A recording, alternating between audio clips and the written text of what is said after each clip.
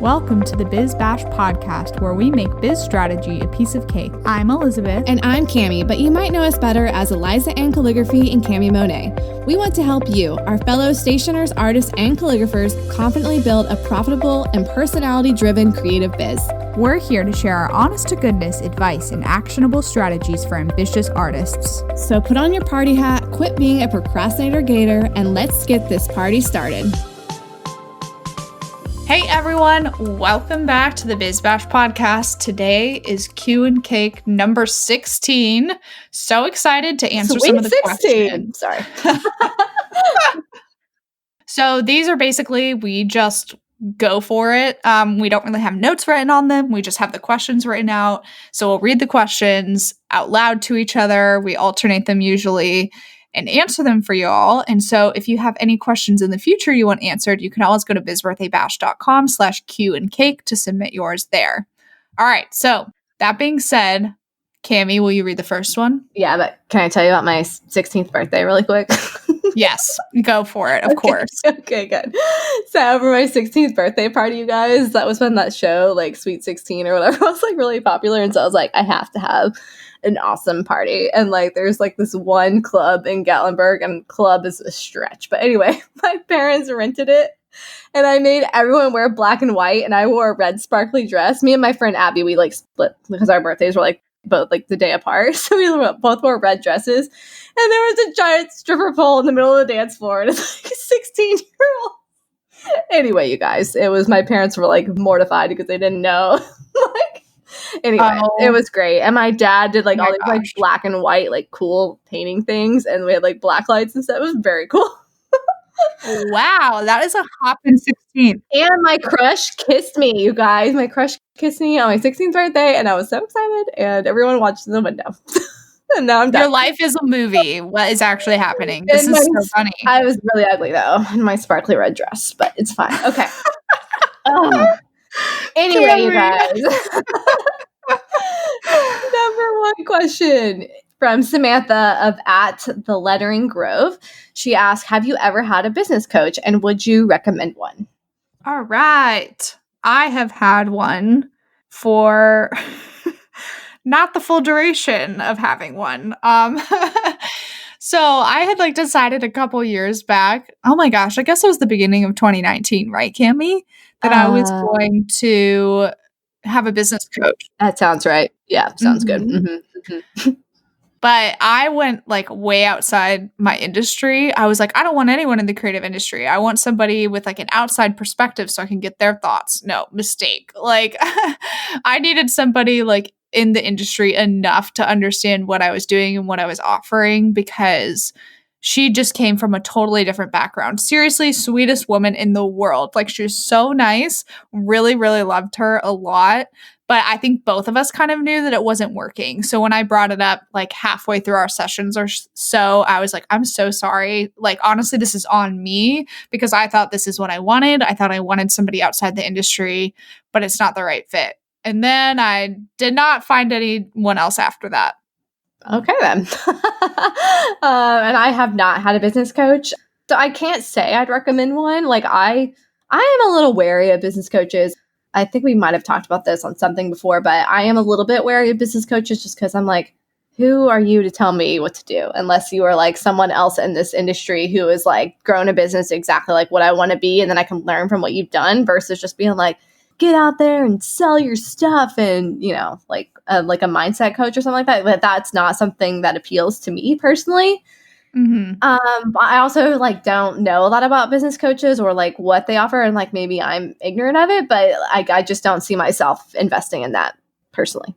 Yeah, you and I have talked about this personally, Cami, before, and it's never something I could ever see you do either. Just because like your personality and the way you run your business and you just go for it.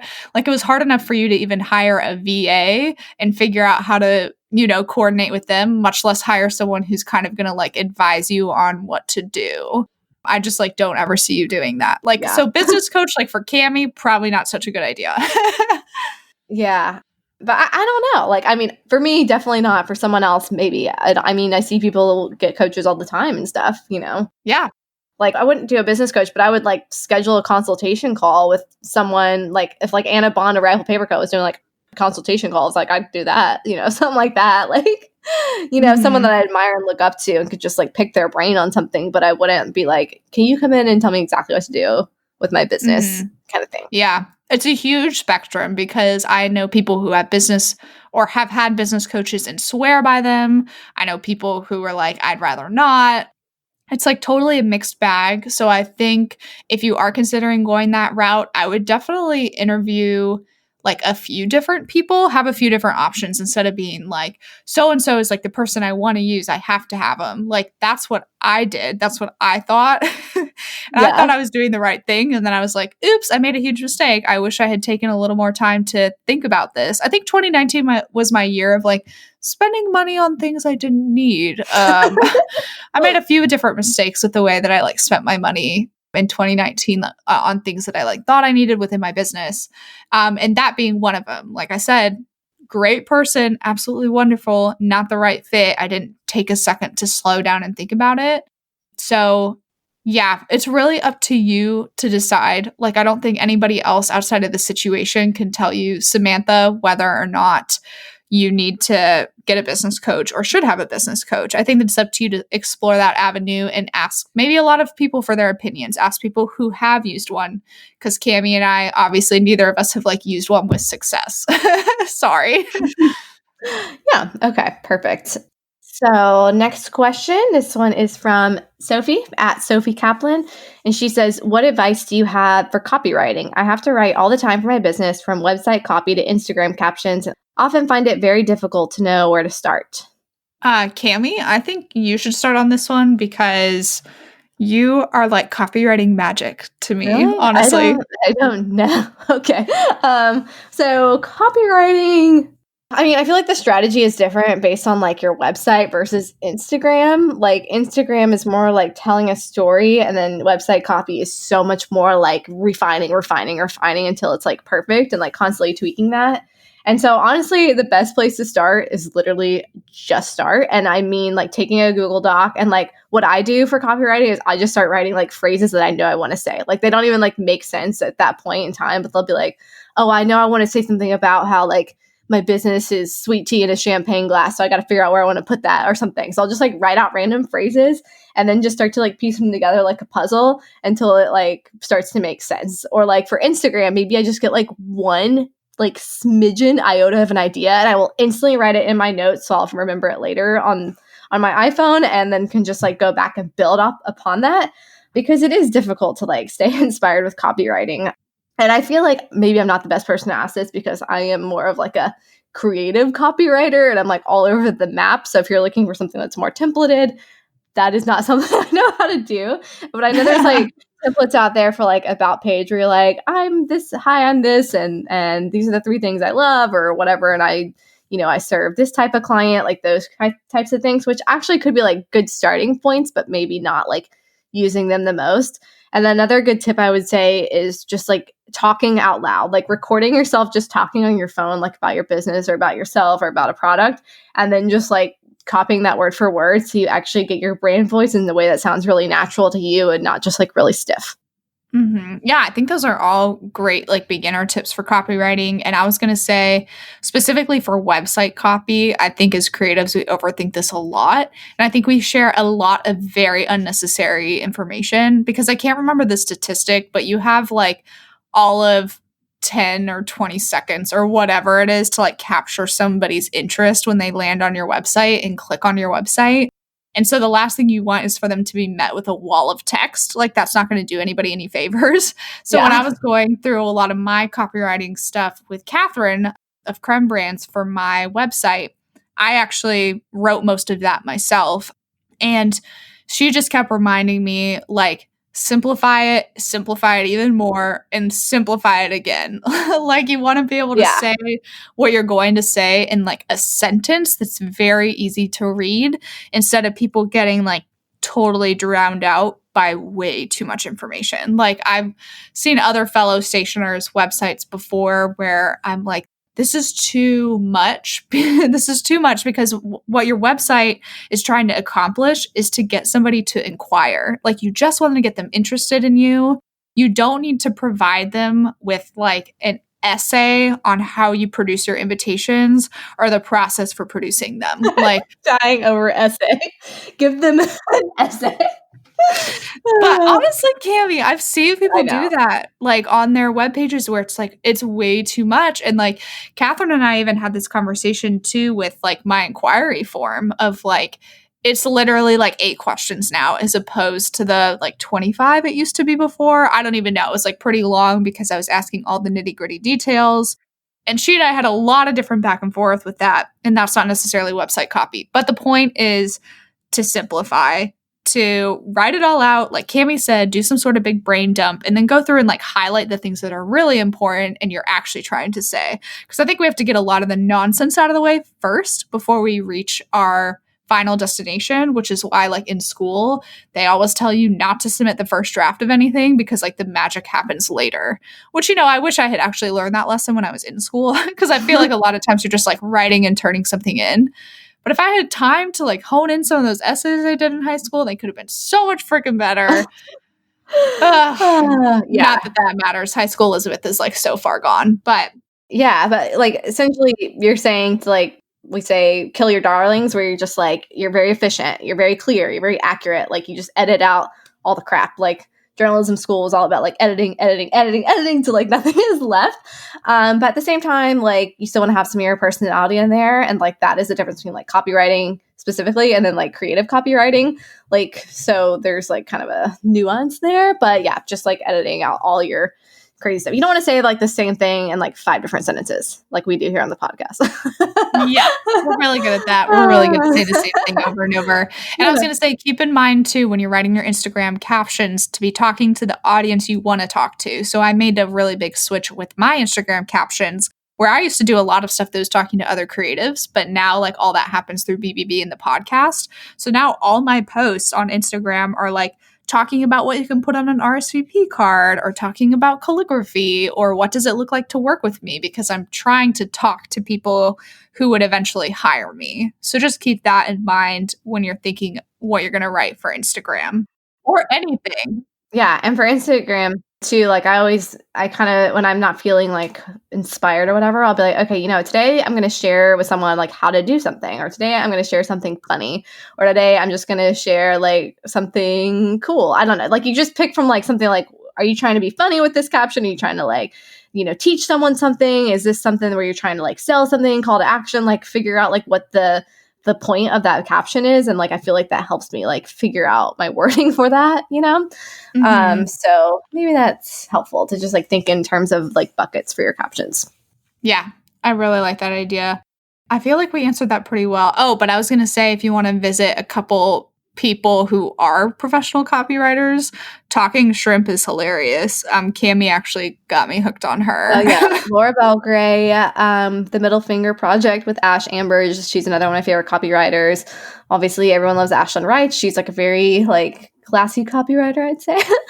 So she's really awesome. Who are some other really good copywriters? Those are like the top 3 that come to mind for me. Like, yep. So there you go. You can go to the professional copywriters to get more insight. Yes, I would hire any 3 of them in an instant. So, yeah. All right. Moving on. I'll go ahead and read the next one. Although I have familiarized myself with the USPS Customer's Guide to Mailing and I do have a postal disclosure in my contract, I get super nervous when mailing the invitations. Do you have any advice design-wise or postal process-wise to ensure the guests receive their invitations? Examples for this would be asking post office to hand cancel, using non-machinable stamps, adding exterior envelope for wax seals, etc. Thank you so much for the advice. It's greatly appreciated. And this is from Sarah of Stationary Movement Weddings. Well, Sarah, sadly, there really is like no additional steps you can take like to ensure it. Like it's basically just like once it goes out in the mail, like it's up to the USPS. Like in terms of any additional insurance you could do, the only thing I can think of is like adding extra postage, but that doesn't necessarily mean like it's going to get there and like not chopped up. Like we were literally just talking about this, but that is like the only extra step you could do is like adding extra postage and getting it hand canceled. But even then, like it might go through a machine. So short answer is no. I guess. I know. It's really sad. Like, It's a painful realization. It's a painful yeah. answer, but nobody can 100% ensure that every single invitation will make it to the respective guest. Yeah, you just really can do your best. And that is like 100% why we have the USPS mailing agreement, because things are going to go wrong. Like, it's not like they might. Like, there's going to be some point in your life as a station or something's going to go wrong with USPS. Like, it's just how it is. And it really sucks. But, when you're mailing out 100 invitations, like, and there's going to be, it's just like a little percentage is going to go, something's going to happen. So, Yep. yeah, bummer. Yep. Definitely check out the USPS mailing agreement. That is on our website. It will definitely give you peace of mind, and it just helps realign your clients' expectations too of what could possibly happen when things go through. So you can do the hand canceling and all that good stuff all day, but at the end of the day, there's no like true way to 100% protect every invitation you're mailing. And I guess if you also wanted some extra peace of mind, maybe like having a few extras on hand, just like so you feel good about it. Like I have extras and they always make me feel like safe. I don't know why. Like I'm like, oh, if something goes wrong, I do have some extras. Like, I don't know. So if you need that peace of mind too, maybe that's something else you could think of. That's like something you can proactively do, because sometimes just even if you feel like you're being proactive, it helps. Mm-hmm. Yeah, because it's more of like when something bad does happen, because it will be inevitable at some point, how do you console your client and how do you handle that situation? Yeah. Like the invitations that I'm mailing out tomorrow, there are 60 of them going into the mail. And if a couple of them get like absolutely shredded and destroyed and my client finds out about it, you better believe that I'm going to do my best to like address those and get them sent out again, because I want my client I want her guests to have those. Do I make any promises up front that I'm going to do that? Absolutely not. I just get to drop in like the hero at the end of the day when she's like, this happened and what do I do? And I'm like, oh, well, actually, I have some extras. So just let me take care of it for you. And then everybody's happy and it's fine. But don't say all these things up front of like making all these like crazy promises that for like every tiny thing that happens for your invite, I'll like resend one. Like, don't do that to yourself. You're just shooting yourself in the foot. Yeah, 100%. And now, you guys, a word from our sponsors. It's us. Y'all know we are big on protecting your booty and your biz. So we want to tell you all about our secret weapon for mailing invitations for your clients, the USPS mailing agreement. It takes the personal emotions out of stressful situations and lets your clients know exactly what will happen when their invitations go out the door, and it covers you in case anything goes wrong, which, let's be honest, it probably will. I mean, we love you, USPS, but you cray, okay? Honestly, we've kind of realized that putting a small shipping clause in your contract just isn't enough. Trust us, we know from experience, there are just too many things that can go wrong when mailing. Things like ripped flaps, scuffs and scratches, mishandled envelopes, postage snafus, lost invitations never to be seen again, and rabid, overprotective dogs. Okay, that was a little bit of a stretch. Calm down. Okay. Anyway, the point is, all of these are things that you cannot control. So why leave the burden of fate up to the United States Postal Service? Protect yourself with our mailing agreement so your client understands exactly what could happen to their invitations in the mail and how those situations are handled. If you've been scared to mail on behalf of your clients, this is the tool you need to add that next level service to your stationery biz. Go to bizbirthdaybash.com/shop to purchase your copy today at $97. This is a steal. Seriously, you can't live without it. It's true. Go get it now. All right, everybody, we are back, and we have another question from Anne of Anne Callahan Designs, and she asks us, well, she says, first of all, this question may be too personal, which is so hilarious. Ooh, but she says, how much should I invest in my business to start off financially? Oh, that's not too personal. What did I even invest in my business financially when he's starting out? I know what I did. Okay, go ahead. Well, you can think about what you did, but I did exactly $1,000. Okay. So there's like a whole long backstory to that too, but my dad had like gifted all of us money as kids because he wanted us to learn how to invest, which was like the sweetest thing ever. But I like never did anything with my investment account. Like the money just sat there.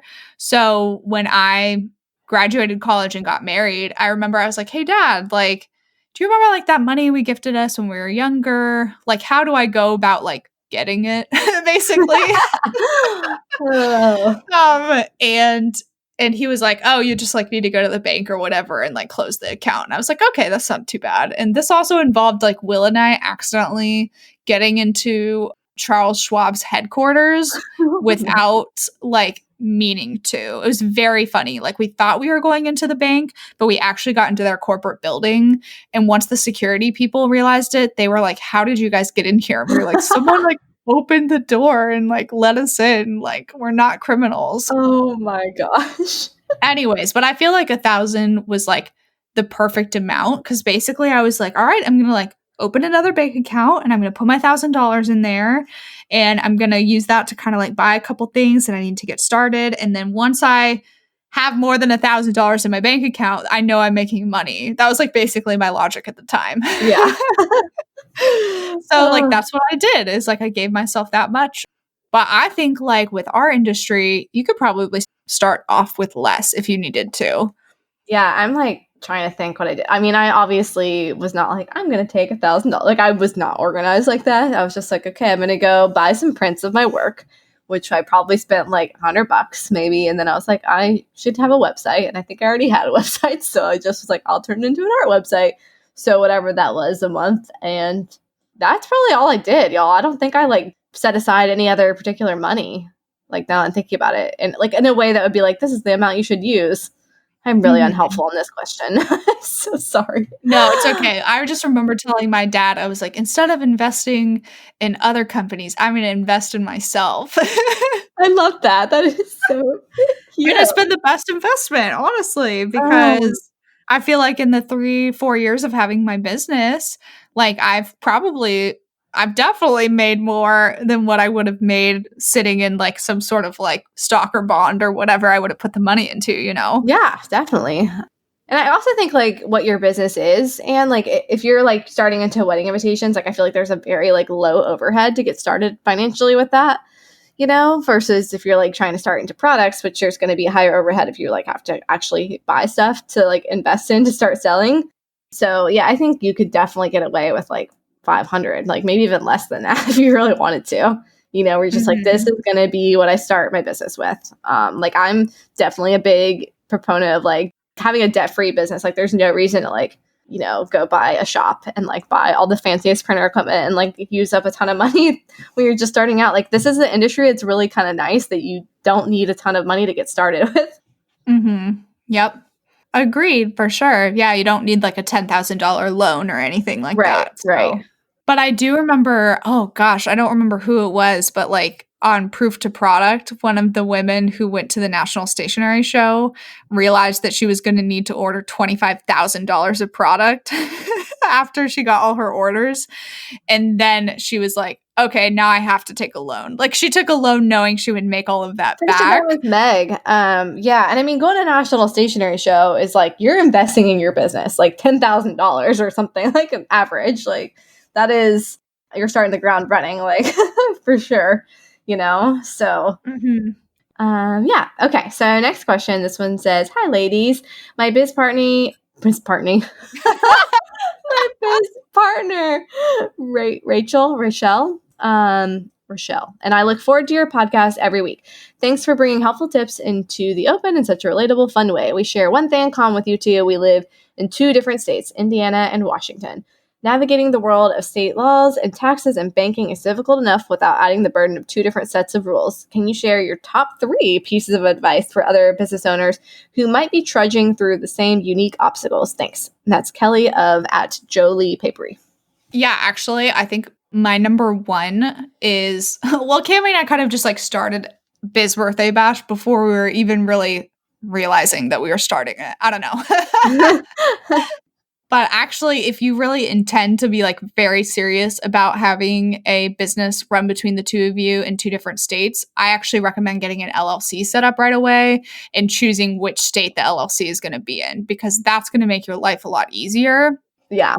Because then things for the business will be dictated by those laws. Of just one state. So you're just like, our business is based here and one of the partners lives there. So like Biz Birthday Bash is like technically based, like by paperwork based in Florida. Mm-hmm. So yeah, we only have to follow like those state laws. And then with the LLC, like Elisabeth has like when she gets her paychecks, like has to follow like Georgia tax stuff.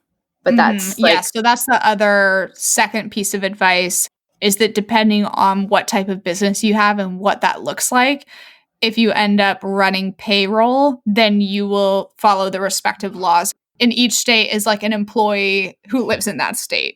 Basically what Cami was saying. And then my third tip would be like to get a bank account dedicated specifically to your business together, where you both have access to it, and you'll probably have to get together to do that.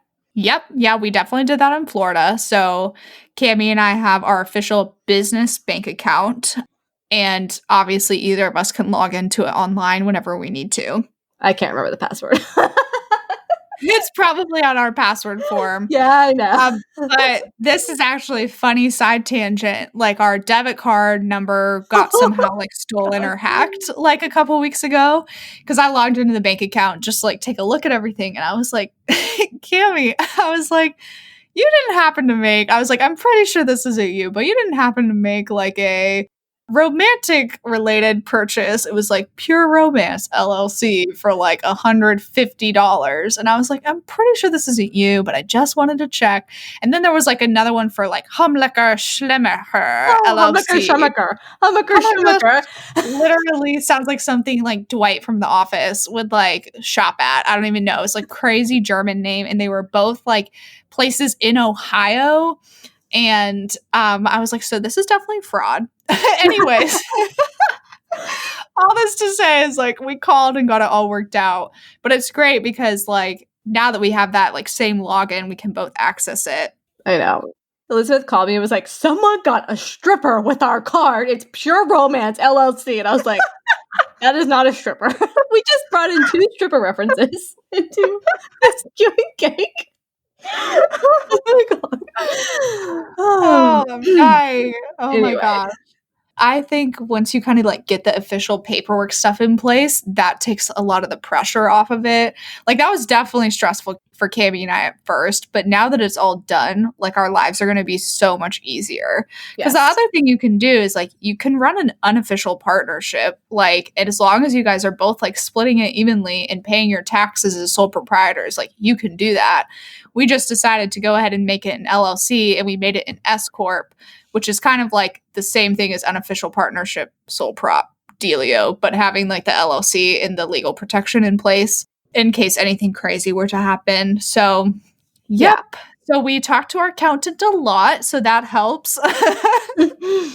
Exactly. But yeah, if you did like the unofficial partnership like we were doing, we just like basically were like, okay, we're going to give each other this amount of money and split that. And then you just pay like your normal taxes. Like, you know. Yeah, exactly. We just like split all the profits down the middle, and we each paid what we owed the federal government and the state and all that good jazz. Yeah. So it's less scary than you think. I promise. Yeah. And also for y'all, I don't know about the laws between those two different states, but when I look at Indiana and Washington, half of me is like, maybe you like do the LLC in Indiana because better business laws? I don't know. Oh, okay. Yeah, that's like part of the reason why we chose Florida is because there's no state sales tax or state income tax or whatever. Yes. Not that that even like mattered at the end of the day because we don't pay taxes as a corporation because we're an S Corp, but because I have always visited Cami down in Florida, we felt the majority of our business was done there, which is, I guess, why we chose Florida. It just made sense. I don't know. You have a house and I live in an apartment. Yeah, so we don't have to change the address. Like, so it just made sense. Oh, gosh. It just makes me even sweaty talking about it. As you can tell, we're still figuring it out, Kelly. So we just recommend consulting. Definitely like with an accountant at some point and getting all that stuff figured out. And once you get all the hard stuff out of the way, it's like, it'll still be hard, but you'll feel better. Yeah. So that's just life. It'll still be hard, but you'll feel better. Oh, gosh, I know. Story of my life. Okay. All right. Last question. This is from Emma of at Bobbin and Bow Designs. And Emma says, do you ever offer a digital file service to clients so they can print the invitations themselves? I have had a few requests for this, but I'm reluctant to do it as I am passionate about the print and paper quality of my work. Any tips on how to decline these requests without seeming like a control freak? No. Cami and I do not do this. And this has become a big discussion. This and like physical RSVP cards have become a really big discussion in the stationery industry because there's a lot of people asking for things like this. And Emma, if this is not what you want to do, just stand up for yourself and say it's not what you want to do. And you can say it in a really, really nice way too. You can just explain to them of like, oh, my packages include the design and the print, and I'm sorry, I don't have an option for digital files. Like, it's as simple as that. I like really. how she already worded it, being like, I'm really passionate about the print and paper quality of my work, so I just prefer to handle that, and it makes it easier for you as the client. Like, something like that is how I would word it. And I will say that I did actually do the digital file service for a recent client because she was a very good client and I wanted to have her business for the invitations, and she really wanted to send out digital save the dates. So I did a digital artwork thing for that. Yes, but she did not print She those did not herself. print them herself. Yeah. So it was a different situation. So like I would handle this on a case by case basis. If they're trying to print on themselves, then yeah, I would not do that. Like the digital file was different. Yeah. That's just a hard no, because it's like obviously like the design has to be good, but the final product really does rely on what the paper's like. And Yeah. I'm not about to let anybody else have like control over that but me. Yeah. Oh, I did have a lead who their family like owned a print company, like a really nice print company, and she wanted to be able to just like print them, and I was going to work with her on that because they were like actually a print company, you know, like a print shop, and like her parents wanted to do it, but she really wanted the artwork, but we didn't end up working together. But she was like a really good lead. She was the one getting married in Ireland. Oh, okay. Shoot. Yeah. I think it must have been a different girl because that's so funny because I also had an inquiry from someone. It was like a while back though, who was like my friend or so, like owns a paper company, and Oh, I they're like remember this. Yeah. printing the invitations for us as our gift. And I talked to her a bunch too, and then she fell off the face of the earth, and then continued to follow up and ask me questions like 2 months later via DM about like wax seals and stuff. And I was like, yeah, not the same girl. yeah, no, you did not hire me, so I'm not going to answer this. Sorry. Well, yeah. Awkward. Yeah, just let them know that. And sometimes clients when or leads and they ask, they just genuinely think they're gonna like save money, or like that you don't even offer that, like they truly don't know. So just be like, hey, you know, that's not something I do. I'll handle everything for you from like design to printing, like full house. And they might be like, oh, I didn't even realize you did that. Or just be like, it's actually like not that much more and I can handle it. Like just like give it a really positive light and like come from a place of education versus just being like, no, you know what I mean? Because they might just not know. So just let them know the best way possible. Yes, exactly. Perfectly said. And that basically wraps up our Q and Cake for today. Yay! We are just killing it today. Rocking it. Woo! Okay. Well, if you guys have any more questions, you can always ask them at bizbirthdaybash.com/Q and Cake, and we will answer them on air live as best we can, y'all. We do our best. We just try our darndest over here. So yeah. All right. We'll see you guys next time. Bye. Bye.